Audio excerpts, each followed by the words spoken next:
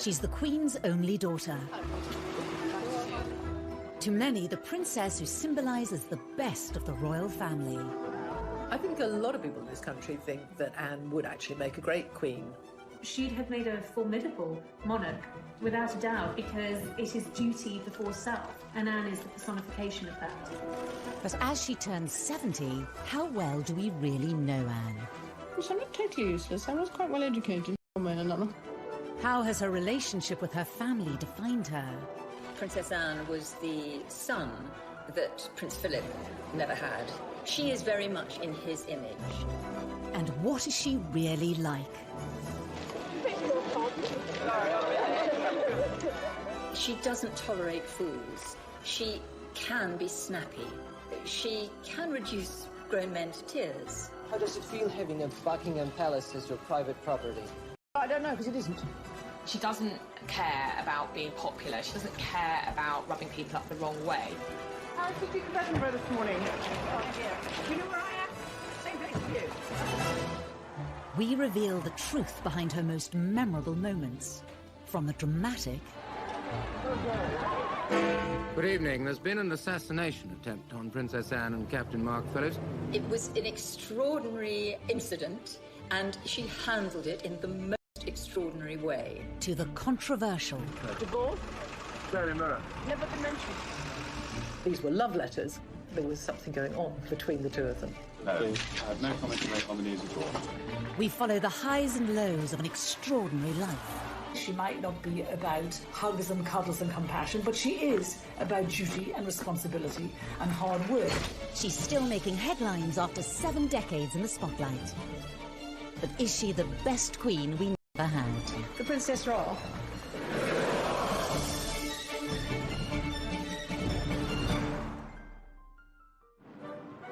Born in August 1950, Princess Anne is the only daughter of Queen Elizabeth II and the Duke of Edinburgh, and sister to Charles, Andrew and Edward. Anne was born 70 years ago, the second child of Elizabeth. And of course, when she was born, her grandfather, George VI, was still on the throne. And it really was a million miles away to where society is today. Arriving at Ballater Station with her family, the Queen was received by the Marquis of Aberdeen. Anne had a very 19th century childhood, a very traditional royal childhood. When she was born, of course, the Queen was not yet Queen. She was still Princess Elizabeth. So Anne was not born at Buckingham Palace, as many people think, but actually at Clarence House, where the then Princess Elizabeth and Prince... Older and heir to the throne, it was Anne who was assertive from a young age. Anne's always been a tomboy. She's always been the one who goes out and climbs trees and is very courageous and very confident, very willing to explore the world and find her own way in the world. In a way, perhaps that Charles has been a little more timid, shyer, more sensitive character. Anne is absolutely a chip off the old block. As a child, even though she was a couple of years younger than the Prince of Wales, she was quite happy to take him on in any kind of physical rough and tumble, and she often came out on top. One person with a better insight into Anne than most is Katie Nicholl. She recently interviewed the princess to mark her 70th birthday. I think growing up with 3 brothers, it was inevitable that Anne was going to be pretty tough, pretty resilient. She had to learn from an early stage how to hold her own as a girl in the royal family, second born to Charles. And, you know, I think there was a lot of competition between the siblings. So Anne was always going to have to stake out her own role in the royal family. The princess had to become independent from an early age.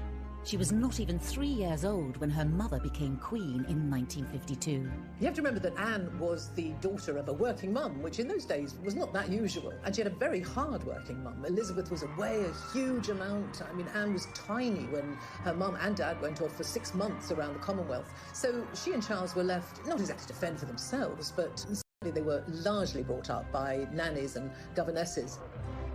Growing up, Princess Anne spent much of her time separated from her family. Anne had quite a solitary childhood in many ways because she had her brother Charles, and then there wasn't another sibling for a further 10 years, actually. So it was herself and Charles at home being educated at home till Charles went off to boarding school, and then there was just Anne, and she was left with her governess for, I think, the best part of 7 years. But it must have been a very strange existence. I think growing up as a young girl Anne did have quite a different childhood to previous royal children. Initially, she was homeschooled, as all royal children were, but she was desperate to go to school. She wanted to get out, she wanted to discover life beyond the palace walls. You know, she had a brain, she wanted to go and learn. Up until this point, all British female royals had been homeschooled, but Anne broke the mould. She was the first princess to go off to ordinary school, if you like. Very posh school, very posh indeed. But she fitted in very well. I think she enjoyed life as a boarder at this school with other young girls to lark around with. Wasn't brilliantly academic, much more interested in sport, much more interested in horses, of course. She was an independent little girl from a very early age and, you know, to a degree, had to become quite a grown-up child quite quickly, and that commitment to duty, you know, what she saw her mother do. She was the daughter of a working queen. I'm sure that has all contributed to the woman Anne grew up to be. But unlike her mother, the princess was never destined to be queen. In a way, it's quite sad because you have this amazing kind of role model in her mother who was a very strong woman, a very powerful woman, you know, back in the 50s and 60s, which was kind of post-war, when women's rights and equality was really, really starting to take off and be incredibly important. And her mother was a great role model. And in some ways, it's a shame that Anne wasn't born first. But even if she had have been first, the rules back then, the law of primogeniture back then, meant that any boy, any son born to a monarch would always take precedence over his sister. Because of the rule of primogeniture at the time, Anne's brothers all overtook her in the order of succession. When she was born, she was third in line to the throne after her brother and her mother. Grandfather was then still the king. And then when Princess Elizabeth ascended to the throne, Anne obviously moved up, and for many years she was number 2 to Charles. But obviously things changed when the Queen had that second burst of motherhood with the arrival of Prince Andrew in 1960, and then 4 years later Prince Edward in 64. Anne moved down below her brothers. That was the system then. A lot of people have never been very comfortable with it, but that's how it was. And I think Anne accepted it. Princess Anne discovered that there were advantages to not being the heir.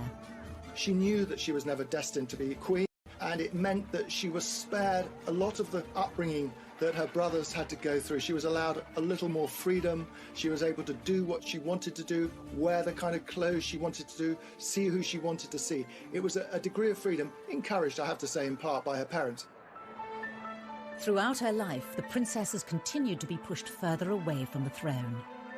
So she's now 14th in line to the throne. She slipped down behind her brothers, Edward and Andrew, their children, and then, of course, the children of Princess William and Harry. So she is currently 14th in line to the throne, and therefore very unlikely to ever become queen herself.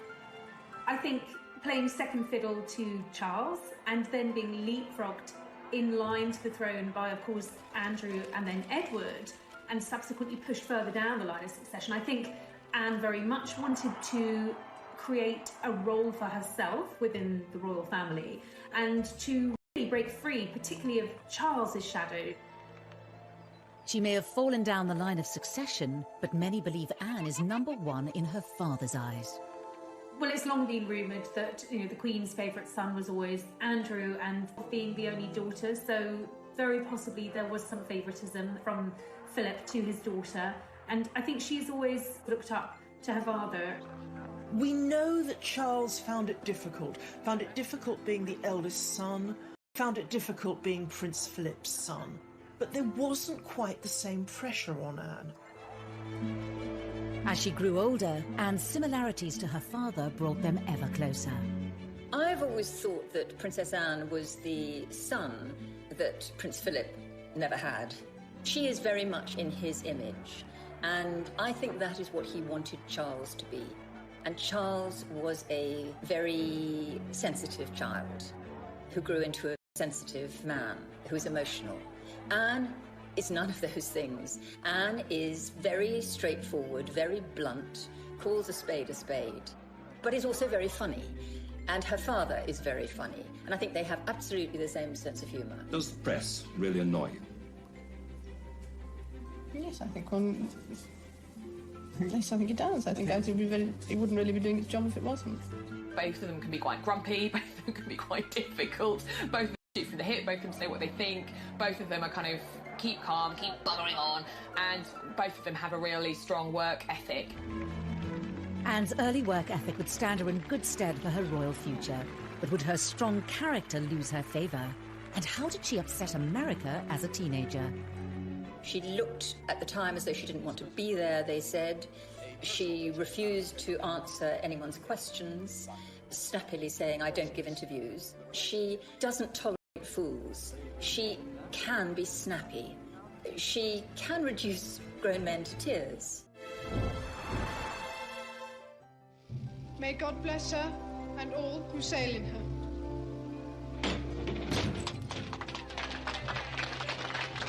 Princess Anne's incredible work ethic was evident from a young age. In 1968, aged just 18, she became a working royal. I think she's always had a sense of commitment from a very early stage in her life, and after school she decided that rather than go to university, she wanted to start working and becoming a full-time working royal, and that's exactly what she did. Anne didn't see the point of any further education. She'd had quite enough by the time she was 18, and said that she thought university was a very overrated pastime. She probably wouldn't have got in anyway because she didn't do brilliant in her exams. I decided, after my limited school career, not to go to university. Contrary to some reports, not because I couldn't go to university, but I didn't actually want to go to university.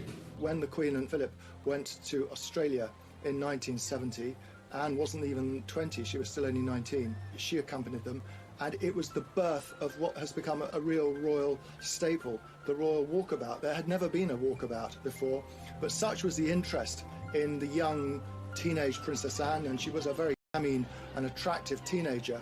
The crowds turned out in their thousands. The princess has devoted a large part of her life to official engagements and is often referred to as the hardest working royal. She always has been one of, if not the most hard-working member of the royal family. I mean, she will carry out 4 or 5 engagements in one day. She could be in Scotland in the morning, London in the evening, and she will be very well briefed on every engagement and extremely professional. She's admitted she's a workaholic. Anne is very no-nonsense, and she takes that approach to her work. She regularly tops the best-selling list in terms of the highest number of engagements. I think on an average year, she does anything from 350 to at most 500 engagements, both domestically in the UK and abroad. It's a huge workload. I remember Kevin MacLeod, who was the Canadian Secretary to the Queen, said of Anne in 2014, her credo, literally her belief is, keep me busy, I'm here to work, I'm here to do good things, I'm here to meet as many people as possible. Anne may work hard behind the scenes, but for many years this has been eclipsed in the media, all due to her troublesome relationship with the press. This was apparent from her first visit to the United States in 1970, when the princess was just 19. One of her first foreign trips was to America, where she and Charles went together. And she was not very well received there at all. She went to the White House to visit Nixon when he was president, and there was a lot of negative press because she seemed to be so sulky. She looked at the time as though she didn't want to be there, they said. She refused to answer anyone's questions, snappily saying, I don't give interviews. She was very ungracious. It was very much noted that Anne didn't seem to have the friendly, soft, smiling face. She was wound up being dubbed Princess Sourpuss. The Americans said, why did she bother to come? It's quite clear she doesn't want to be here. So that was the beginning, actually, of pretty much a lifetime of often negative headlines for the princess. This early trip set a pattern for Anne's relationship with the media. There are probably members of the press, photographers particularly, who have perhaps been on the receiving end of Anne's shortness, shall we say. She can have a quick temper and not worry about a press pack there to capture every moment. And some of those moments were certainly unexpected. In 1969, while visiting troops in Germany, the world saw another side to the princess. We were kind of all knocked out when she was 19 and she went to Germany on a job. And we were getting pictures back of her. She is the holder of a heavy goods vehicle licence. And we saw her driving a 52-ton Chieftain tank. Astonishing. She also, on that same trip, she fired a submachine gun from the hip and got 8 bullseyes. And I think there would be lots of men looking at her in abject terror. Here she was, a young woman, and she was capable of doing all of this. Despite Anne's refusal to play the media's game, she was working hard to support the Queen. Those in the know even regard the princess as the royal family's secret weapon. And I think Anne has always realised her power, her soft diplomacy, the ability to help, the ability for the royal family to reach areas that, traditionally prime ministers can't. The royal family is a constant, they are always there. And particularly in areas of the world that have royal families, for instance, like the Middle East, when you send a member of the royal family to them on a state visit, it's immensely important. It conveys, huge prestige, and people take that very seriously. And often the royal family, like Anne, are used to help trade deals, help diplomatic relations, and I think Anne has been very successful at that, and she's done that from a very young age. Well, Anne had this brilliant knack of sort of being the pathfinder, if you like, for the royals. If there was a slightly tricky destination go to, it was always Anne they would send in first, because she has a great ability at making people feel welcome and being enormously empathetic with people. In 1990, it was Princess Anne who the Queen trusted to visit the Soviet Union on her behalf. This historic occasion marked the first official visit by a member of the royal family in over 70 years. The last, coming before the Tsar, a distant relative of the Queen, was executed after the 1917 revolution. I suppose her most significant overseas trip was to Soviet Russia, as it then was, in 1990. How does it feel having a Buckingham Palace as your private property? Well, I don't know, because it isn't. She made a huge impact. It was a great success. Big crowds came out to see her. People were interested in her. And the feedback was incredibly successful and very positive for Britain. That was a massive deal in terms of the thawing of the relations between the UK and Russia. So that was a really, really important tour that Princess Anne went on to the Soviet Union. And she really paved the way for the Queen's visit. Her daughter to step in. And despite Anne's stern reputation, she may even be welcomed in place of the Queen.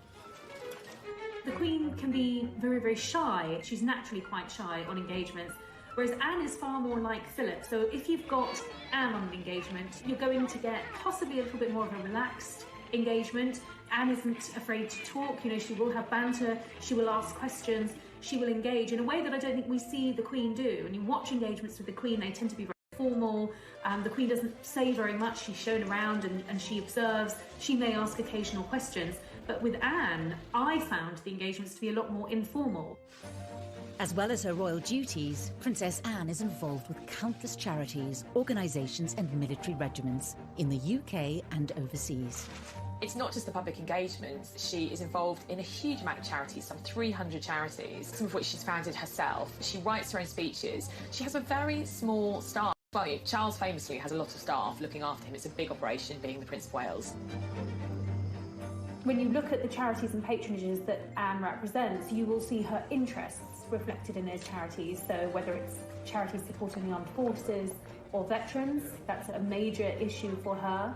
Carers Trust, which actually she established. Animal welfare charities, equine charities, they have a meaning to her. It's where she feels she can bring something unique and helpful in her role.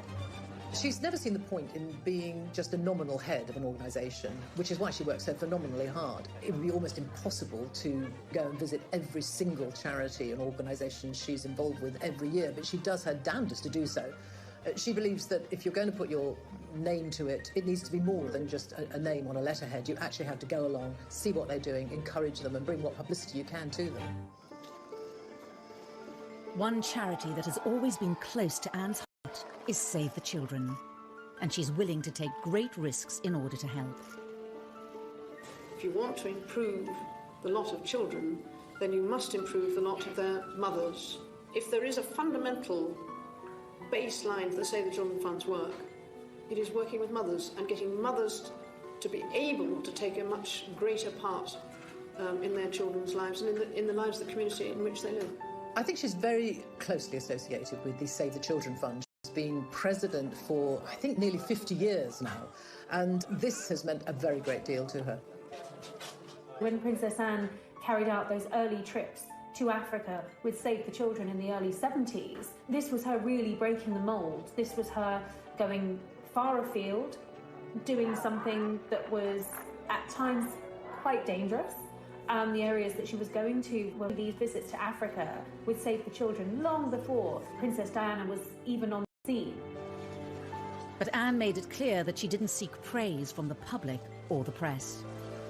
She once told a friend who had been asking her about the kind of affection that Diana had from the public, the love, the adoration that Diana had, if she would want that. And she said no, she would rather have respect than affection from people that she didn't know. But again, Anne's refusal to cooperate with the press meant that much of her hard work went unrecognised. If she was off some tour raising money for an awareness for Save the Children, and Diana appeared somewhere in a low-cut dress, the newspapers would be full of stories about Diana, and Anne would find herself not getting a look in. I think that must have been very galling for her. In the early days, I used to wonder why she didn't force herself to have a better relationship with the press. She clearly had no time for us at all, and she thought we were a nuisance. Such a shame, because whenever we used to write about her, it wasn't about the worthy work that she'd done. It was because she'd lost her temper somewhere, she'd sworn at someone, or because she was wearing ridiculous clothes. She got a really hard time from Fleet Street in the 80s and the 90s. They thought that she treated the press with disdain, she wouldn't talk to them, she ignored them, she wouldn't smile for them. And in return, they gave her a really hard time because, in their view, she didn't give an inch. For many journalists of that time, Anne wasn't helping her own cause. She wanted to be appreciated for what she'd done. She got across that Diana was more appreciated than her, and yet she did nothing to facilitate that. But this all changed in 1982, when the press followed Anne on one of her trips to Africa with Save the Children. They went in an attempt to get a story about her love life, but after realising she wasn't going to talk, they started to take note of her work and were surprised at what they saw. There was one particular tour where she went to Africa, and the photographers, the press pack, were with her as well for all that time. It was probably weeks, and she was visiting refugee camps in Africa. The press didn't really want to go along with her, but they did in 1982 go to Africa with her. And there they saw a princess who was utterly prepared to get down and dirty, really getting down to work, dressed, in jeans and a shirt and probably a headscarf, in dusty, hot, sweaty Africa, going into slums, the way we're not used to seeing a princess at all. And the tone changed, and suddenly there were positive headlines, and the good headlines such as she had not had at all before. And I think people began to appreciate that we had a very hard-working princess there who would travel the world and not stand on airs and graces. With a new understanding of her work behind closed doors, She doesn't tolerate fools. She can be snappy. She can snap at Lord Lieutenants, for instance, who are trying to keep her to a timetable.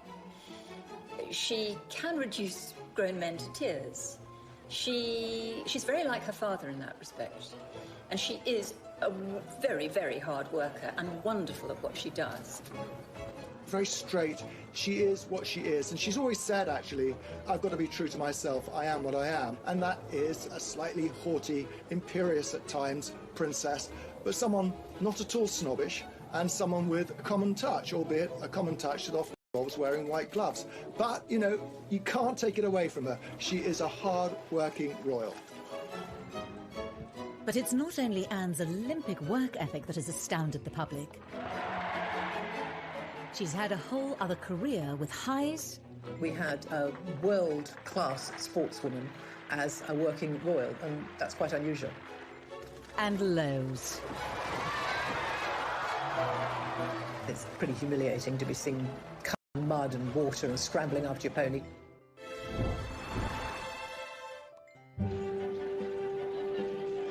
Anne might have been hard-working when it came to royal duties, but it wasn't the only thing she dedicated her energy to. She was a senior royal, but she was also having a second career, effectively running parallel at the same time. Breaking with tradition, she chose to also pursue a riding career alongside royal duties. It's really very impressive that Anne was able to juggle her equestrian career as a very successful horse rider and carry out all her duties as a senior royal. Anne's lifelong passion for horses started from a young age. She probably sat on a horse before she could walk. She's utterly horse mad. Her father once said of her, if it doesn't fart or eat hay, Anne's not interested. And I think that's almost right. Horses have given her an escapism. Not only did they enable her to embark on a career outside of her role within the royal family, they provided daily escapism. I think nothing makes Anne happier than riding out, being in the paddock, being around horses.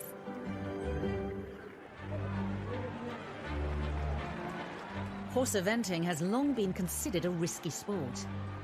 Go. And Anne's royal title did not give her any immunity to the dangers. Anne narrowly escaped serious injury following a bad fall whilst competing in Dorset. Off the ground, and the horse came over on top and rolled on top. She was unconscious when I got there. It was later learned that Princess Anne had cracked a vertebra.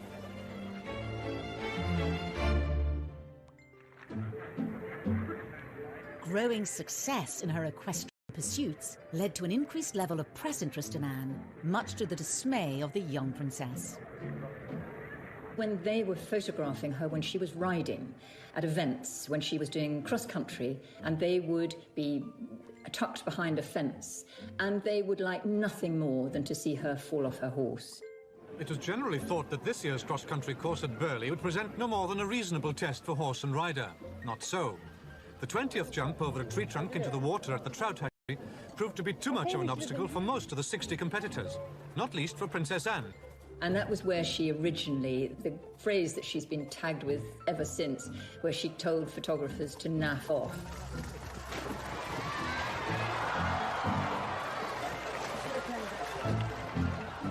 Anna's always spoken her mind, and she can be quite abrupt. It wasn't really naff off. Her language can be quite fruity. She hated the intrusion of the press, as she saw it, when she was trying to concentrate on riding. I mean, it's pretty humiliating to be seen covered in mud and water and scrambling after your pony, but she'd always get back on straight away, even after some of the worst tumbles. Anne's stoic attitude, however, won her admiration. If she fell off her horse, she was going to get back up and get back on that horse and prove that she could take the next jump. And I think that is a metaphor really for how she has approached her royal life, with steely determination and resolute commitment.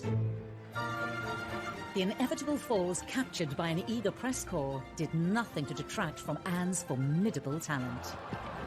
In 1971, at the European Horse Trial Championships, the 21-year-old princess wowed the equestrian world.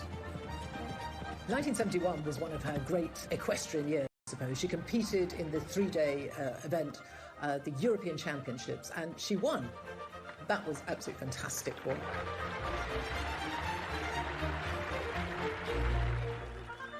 And sporting success allowed the public to see a different side of the princess. She was voted the BBC's Sports Personality of the Year, which is always one of the greatest accolades you can have as an athlete, as a sports person. So there, in front of hundreds of other top people in their sports, she was fated as the top woman. It was a way of actually Personality of the Year. Probably, in many ways, made Anne more relatable to the British public than she ever had been. Princess Anne's riding career reached its peak when in 1976, Anne was chosen to represent her country on the biggest sporting stage possible. Anne took part in the 1996 Olympics in Montreal as a member of the British team, riding the Queen's horse, Goodwill, in the eventing category. Competing in the Olympics, which I suppose was the biggest moment of her equestrian career, didn't go absolutely brilliantly, unfortunately.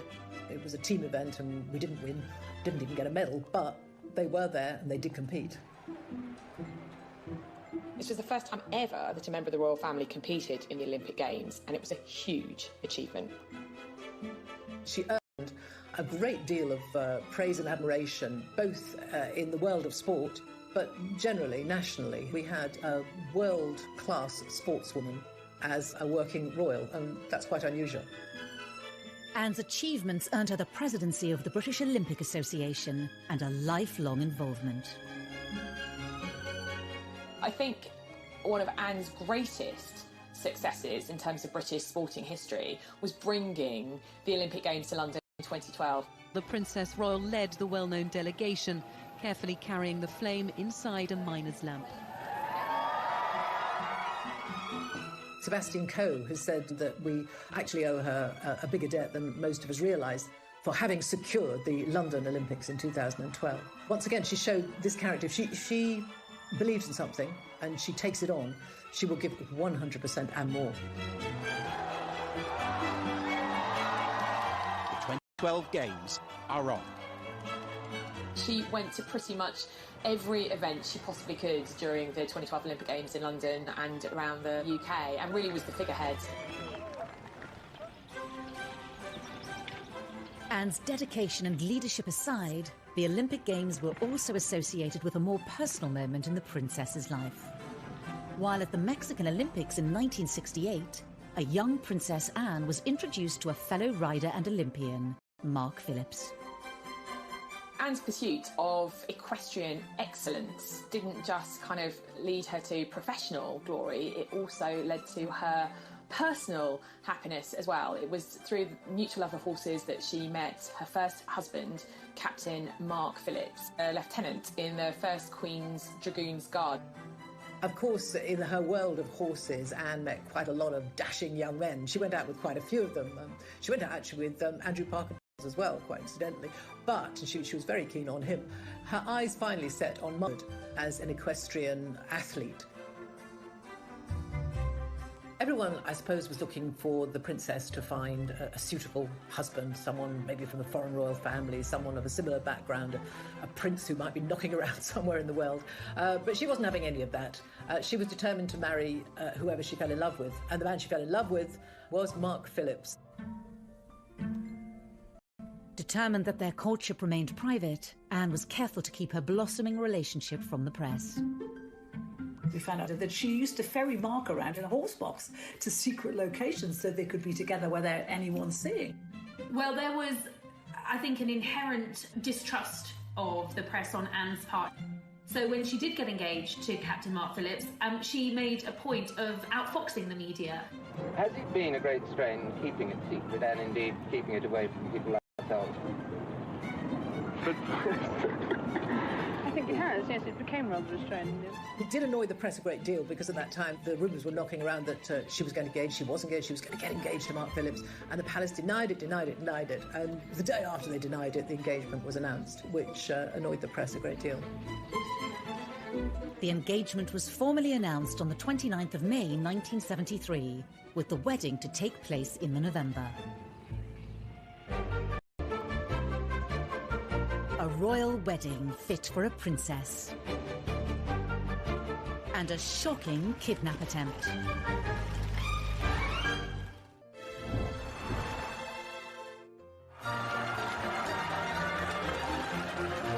In November 1973, Princess Anne married Mark Phillips with all the pomp and ceremony of a royal wedding. I think had she been able to have had things her way, it probably would have been a low-key wedding, but she was the first of the Queen's children to get married, the only daughter, so it was going to be a big deal. There we can see groom Captain Mark Phillips. Even though it was November, like her mother's wedding, almost 50,000 people lined the streets to watch her go to Westminster Abbey. An estimated 500 million saw it on TV. A royal wedding has always cheered people up, and in this, as in everything else, Princess Anne, when pushed, delivered. Now the best man, Captain Eric Grounds, puts the ring on the Archbishop's prayer book for the blessing. She probably didn't like very much the fact that she had to get married in Westminster Abbey with all the glitz and the glamour and the fairy tale princess. She has always felt, I think, rather lacking in that. She's that people imagine. And, you know, maybe she feels she's been a bit of a disappointment, but that's just not in her nature. There were a few concessions to Anne's taste and personality. The wedding dress didn't come from a famous designer. It came from her own regular dressmaker. And the cake was made by the Army Catering Corps. The moment we've all been waiting for, and how lovely she looks. Now, we expected something quite different, and we've certainly got it today. Look at that wonderful gown. The dress was very simple, very demure. The bouquet was very demure. It was all pretty low-key, and I think that was very much Anne's choice and very reflective of how she wanted things handled. You know, she's not one who is comfortable in the spotlight, particularly when it's on her personal life. The bit I love about the wedding dress, it was this beautiful medieval-looking dress cut from one piece of fabric, apparently. But none of us could see it. But on the shoulders, apparently, there were little epaulettes, just sketched in pearls, a kind of gesture to a uniform. Even Princess Anne couldn't go down the aisle on her father's arm in uniform, but she got as close as she could. So, the bride and groom come out, and you can hear the welcome from the crowd. Tradition has it that the Queen often bestows new additions to the royal family with a title upon their marriage. It was in the Queen's gift to bestow an earldom on Captain Mark Phillips, who was a commoner. He refused that title, and very much with Anne's blessing. And I think from the outset they were determined to live as normal, private lives as possible.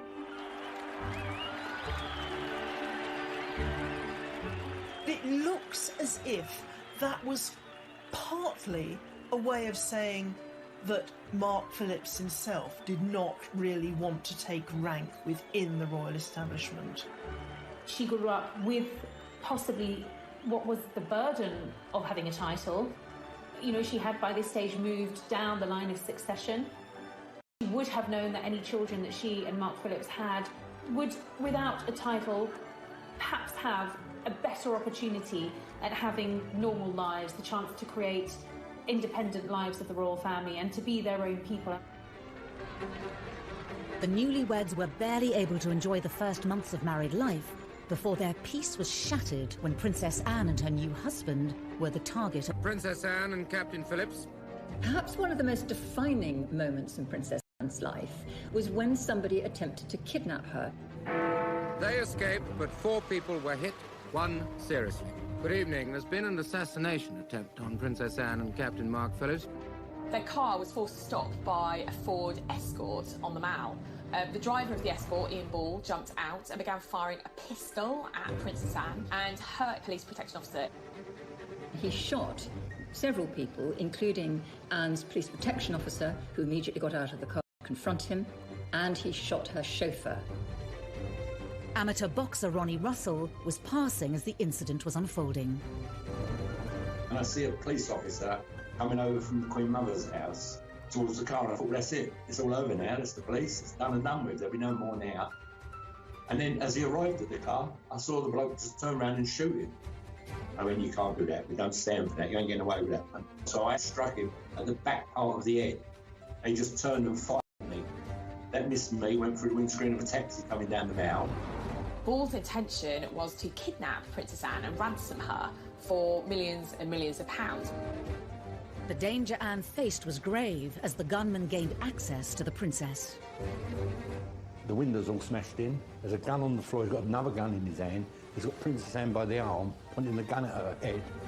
And he's saying, come on, Anne, you've got to come. You know you've got to come. When the kidnapper tried to make her get out of the car, she said, not bloody likely. This was no damsel in distress. She refused to get out of the car for Ball and told him that she was absolutely not going to do what he said. She said later, talking about this incident, she was scrupulously polite, but she was not going to do what he said. Well, then they had a tug-of-war going on, and I could see that she was breaking the grip with him. I leant into the car. I said, come this way, Anne, you'll be safe. I got by the forearms, held him out of the car in front of me. And I said, now we're going to walk away and it's going to have to go through me to get you. At that point, he has run round behind me. Mark Phillips has seen that, dragged her back into the car. So when I've turned round, he's there now. He's like as far away from me as you are, and he's standing with a gun pointing at me. And I thought, well, it's your turn or my turn. And then I hit him very, very hard. Thankfully, the incident was brought under control by the arrival of the police on the scene. It was an extraordinary incident, and she handled it in the most extraordinary way. And the next day, she was back on duty, working as if nothing had happened. Just the same kind of attitude as if she'd just fallen off a horse, that he'd been terrified. That gives you some insight into the princess's pretty tough, steely and unflappable nature. And even when she's being threatened and at gunpoint, she doesn't actually lose her cool. It's another way in which she almost echoes her mother, because with her mother there had been that apparently shot fired at her at the Trooping the Colour ceremony, and the Queen just steadied her horse Burma and went on. And in much the same way, Princess Anne kept on trucking. Later on, her father, the Duke of Edinburgh, said that if the kidnapper had got away with Princess Anne, poor him, she'd have really made him sorry for it. And I think we all like that about Princess Anne. Following the foiled kidnap attempt, the royal couple went back to life as normal. Princess Anne and Captain Mark Phillips welcomed their first child, Peter, in 1977, followed by their daughter Zara in 1981. Both children were raised without royal titles and away from the royal spotlight. Zara has said on many occasions that not having a title gave her enormous freedom. That's what Anne wanted. She wanted her daughter to be a normal teenager and to get into the kind of scrapes the teenager did. And Zara absolutely has gone her own way. Peter and Zara are incredibly down to earth. You know, they don't even speak in the same way as many senior royals. You know, there's nothing pompous about them at all. I think they're great young people. Princess Anne's vision for her children was to pay off when in 2012 she awarded her own daughter a silver medal at the London Olympics. Princess Anne's insistence that her children be shielded from the demands of a royal title was a position not shared by all her siblings. Andrew rather pompously has insisted on full status for his girls, who are both princesses, and Edward's children too do have titles. So she's very different on that. Andrew has always felt that his girls should be senior members of the royal family, be treated as such, and have titles to go along with that. I think this shows a difference in attitude between the siblings. Anne is a no-nonsense, get-on-with-it sort of woman.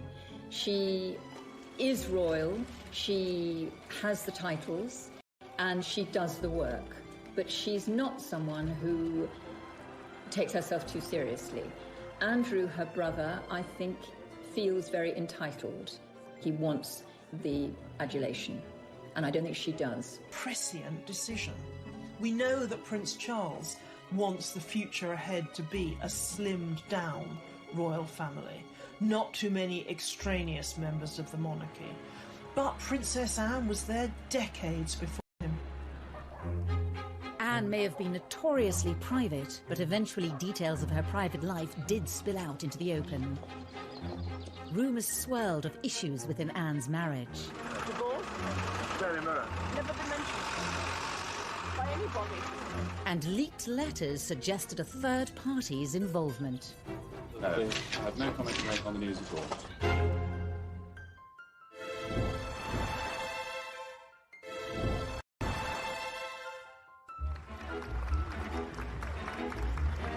As she turns 70, Princess Anne has long enjoyed a reputation as one of the most tireless members of the royal family. With close links to over 300 charities, organisations and military groups, every year she takes part in hundreds of engagements. On this occasion, I'm marginally better organised than usual. I just left my voice behind. She has an amazing energy and a real and passion about the work that she does. She's absolutely committed to those charities, and there are very many of them. The only royal coming close in this regard is her older brother, Prince Charles. Oh, to be young. Last year, he just pipped her to the title of hardest working royal, undertaking 521 outings compared to his sister's 506. For much of her life, it's been hard for her not to be overshadowed by the older brother destined to be king. It's good for you in the end, I suppose. It's character building, I suppose. All their lives, comparisons have been inevitable. Charles is quite a sensitive man.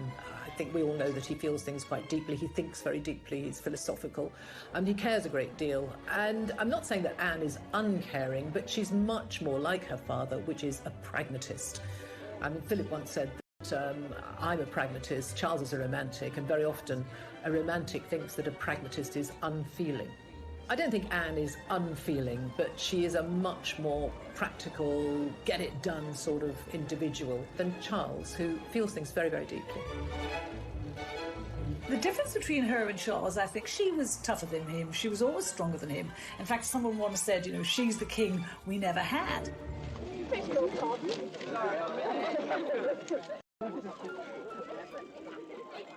But Anne hasn't only found herself being compared to Charles.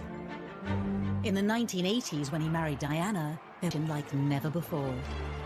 From where she sat, here was a woman who had worked incredibly hard all of her royal life. And she saw Diana and Fergie come into the scene, and they were splashed over the papers every day, not always for the hard work they'd done, often for their antics and their silliness and their messing about. And Anne was upset about that. She had started her charitable life with Save the Children. Diana worked for the Red Cross. You know, within a year of Diana working for the Red Cross, she was hailed a saint, a heroine. You know, people were thanking her and saying how wonderful she was. And Anne resented that. If you want to improve the lot of children, then you must improve the lot of their mothers. When Diana started her charity work, it was her hands-on approach that caught the eye and was in stark contrast to that of her sister-in-law.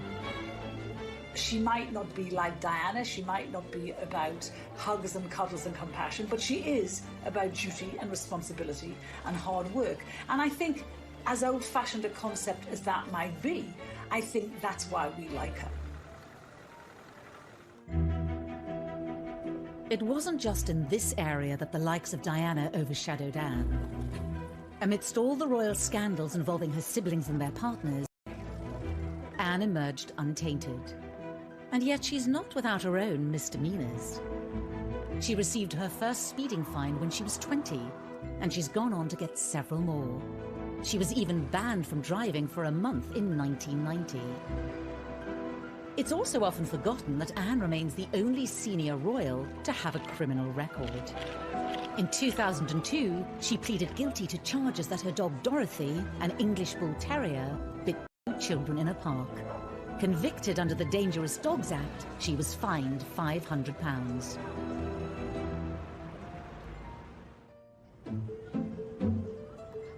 In 1989, Anne was again the victim of a crime when private letters were stolen from her briefcase in Buckingham Palace. Ultimately, they revealed her own romantic indiscretions, while still married to Mark Phillips. Alone today at her Gloucestershire home, Gatwick Park, the Princess Royal has said nothing about the letters stolen from Buckingham Palace.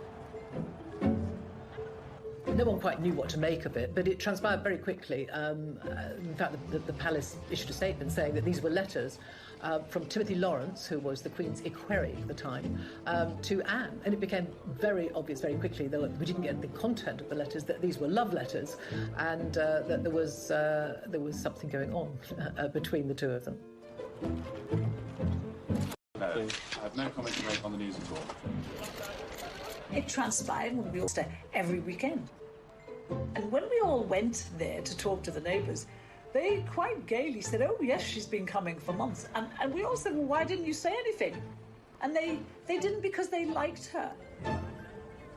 As for the letter thief, Scotland Yard's Serious Crime Squad investigated the incident for 4 months. They took 500 sets of fingerprints and interviewed almost everyone at the palace. but the thief was never identified. The damage was done. The letters had exposed Anne's affair and revealed the true state of her marriage. Speculation was rife that her and Mark Phillips would be divorced, even though she denied it. I've seen a paper today. Yeah. Well, I've released a story about the Queen has given permission for divorce and things. Yeah. Divorce? Daily Mirror. Never been mentioned by anybody. In the end, divorce did come during the Queen's Annus Horribilis in 1992.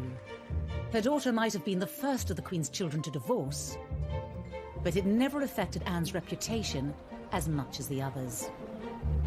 Her siblings, their marriages fell apart, and the world followed every last detail rapturously. We were absolutely riveted by the gory details of their marriages falling apart.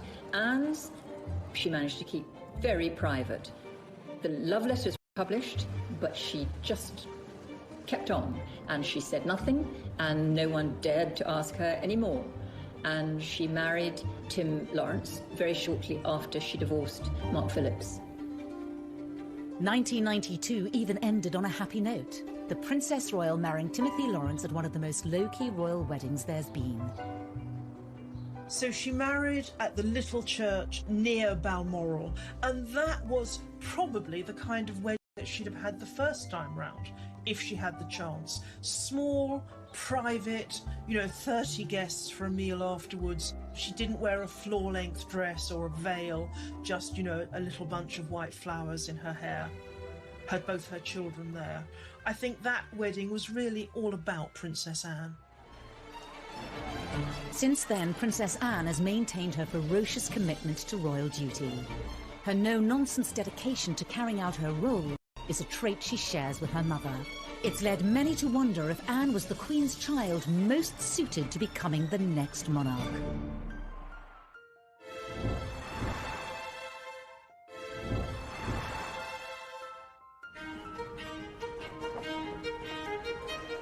At 70, Princess Anne is as energetic in her commitment to the royal family as ever.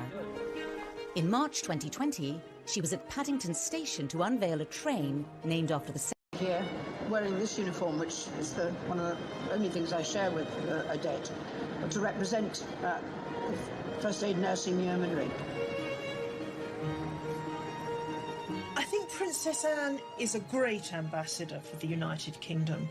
I think we've all come to feel that she reflects a lot of what is best about British royalty. The naming of this intercity express train. To many, Anne has all the qualities needed to have been a great queen. When you think of Princess Anne, I think people do think of someone who's incredibly hardworking, who's very committed, and a woman who, frankly, had she ever become queen, I think most people are quite unanimous that they think she would have been incredibly good at the job. She has all the qualities, the main one being the sense of duty. The one thing that makes the Queen stand out is her enduring sense of duty to the people of this country. And I think Anne absolutely has that. Although to others, her abrupt, straight-talking manner, similar to her father's, would not be ideal. I don't think her temperament is right for the role. Possibly she would have been different if she'd known that she was the heir, and maybe she would have controlled her outbursts. But I doubt. I think she is very like her father. And her father has been a great consort all these years and added a great deal of colour to the royal family, and we've been able to laugh at some of his jokes, but I think it's a very good thing that it was the Queen who's actually been in charge. I think that keep calm, carry on persona and that hard-working persona would suit her very well as a monarch. But actually, I think the real Achilles heel for Anne is that she doesn't play the game. She doesn't care about being popular. She doesn't care about rubbing people up the wrong way. And as a monarch, you can't have someone shooting from the hip and saying what they think. That veneer, even if it is just a veneer of inscrutability, is so important. I think a lot of people in this country think that Anne would actually make a great queen. But personally, I think that we need someone who is a little less steeped in tradition. I mean, Anne herself has said that she doesn't see any point in changing things for the sake of change. If things work, then leave them the way they are. And that makes things rather stuffy, in my view, too stuck in the established way of doing things.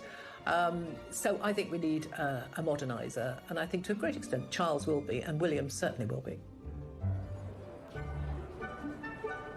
For many, though, as the royal family has modernised and certain popularity increase in recent years. As the carefully choreographed media profiles of some of the younger royals have fractured, Anne, for all her faults, is still going strong. She really is kind of the unsung hero, I think, of the royal family. She just gets on with it, opening factories, visiting supermarkets, supporting charities. She doesn't get much media coverage anymore, and that's exactly how she likes it. Throughout it all, Princess Anne has remained fiercely devoted to the monarchy and her parents. A rare chance for them to talk about each other in their understated way came at Anne's 50th birthday party in 2000. Really thanks to their example, their advice and their help that you're all here tonight. They're very proud of her, and that's all Anne's ever needed, approval from them. She doesn't need it from anybody else, and that's why she can be so rude to people. She doesn't care what they think of her. I think the only two people in the world she cares about, who think of her, is the Queen and Prince Philip. I have been touched by the warmth of the appreciation that all these many friends and colleagues feel for your energy and dedication.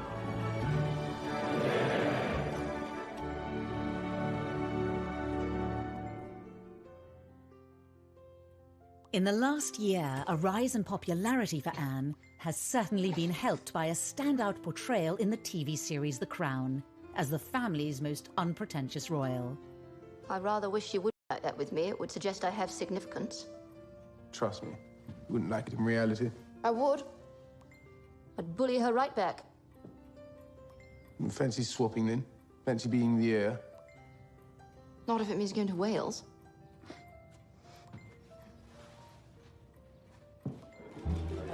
Also being seen sharing a laugh with world leaders as they appear to talk about Donald Trump.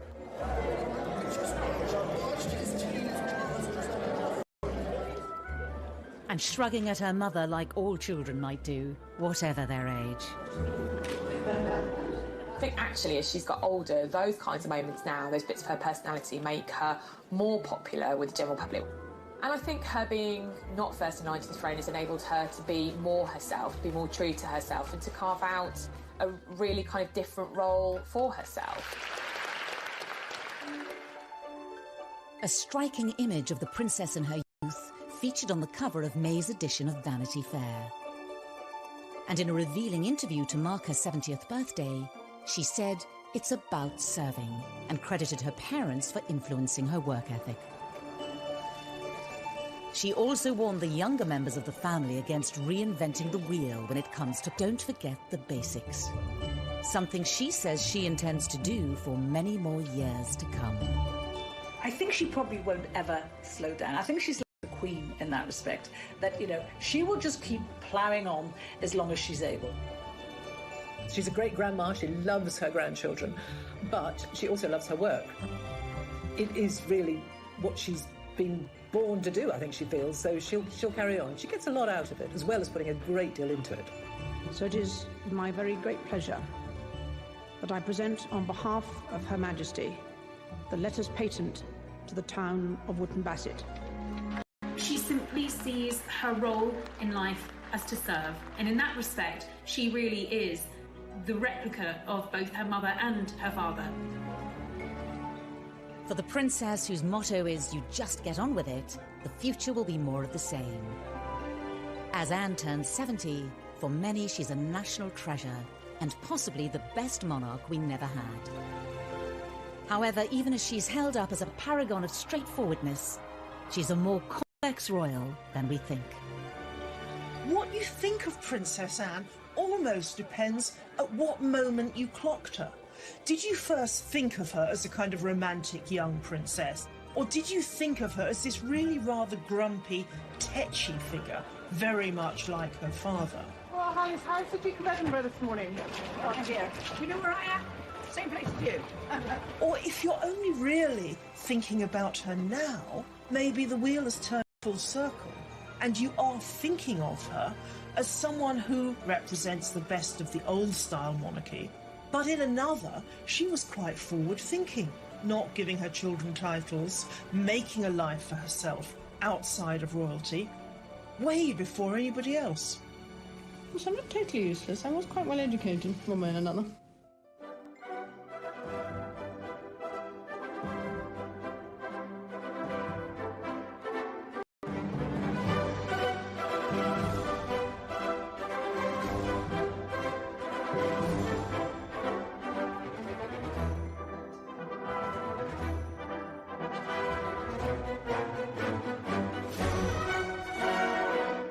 Spent much of her time separated from her family. Anne had quite a solitary childhood in many ways because she had her brother Charles, and then there wasn't another sibling for a further 10 years, actually. So it was herself and Charles at home being educated at home till Charles went off to boarding school, and then there was just Anne, and she was left with her governess for, I think, best part of 7 years. But it must have been a very strange existence. I think growing up as a young girl, Anne did have quite a different childhood to previous royal children. Initially, she was homeschooled, as all royal children were, but she was desperate to go to school. She wanted to get out, she wanted to discover life beyond the palace walls. You know, she had a brain, she wanted to go and learn. Up until this point, all British female royals had been homeschooled, but Anne broke the mould. She was the first princess to go off to ordinary school, if you like. Very posh school, very posh indeed. But she fitted in very well. I think she enjoyed life as a boarder at this school with other young girls to lark around with. Wasn't brilliantly academic, much more interested in sport, much more interested in horses, of course. She was an independent little girl from a very early age and, you know, to a degree, had to become quite a grown-up child quite quickly, and that commitment to duty, you know, what she saw her mother do.